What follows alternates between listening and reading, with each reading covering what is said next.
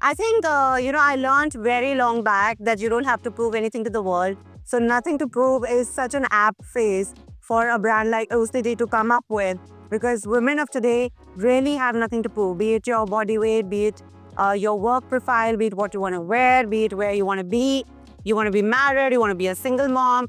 I think all of it just comes out as yourself. So if you want to prove something, I think you're only answerable to yourself. My story is quite unique in the sense because when I started working as a journalist, a lot of my friends were getting married and they were having kids. And everybody used to say that, oh, what kind of profession are you in? Is it for you? Really? You should be getting married and you should be settling in. But then now, after 15, 16 years later, everybody says, oh my God, we want your life.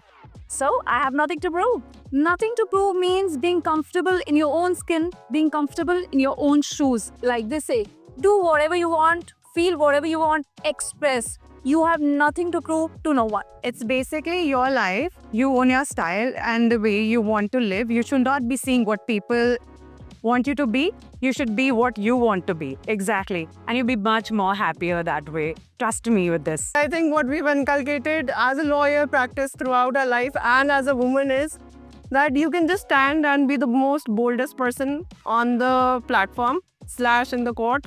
And even the judge cannot question you if you're right on your facts or on your confidence.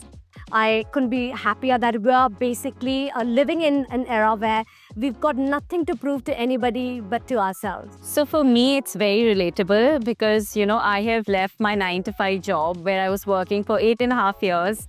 And now I've taken the leap and I'm now in a different career. So for me, it was always that I wanted to do it for myself. And it's usually people don't leave their very long-term jobs, and I did, and I've taken up the challenge and I wanted to do it for myself. So I have nothing to prove to anybody else but to myself.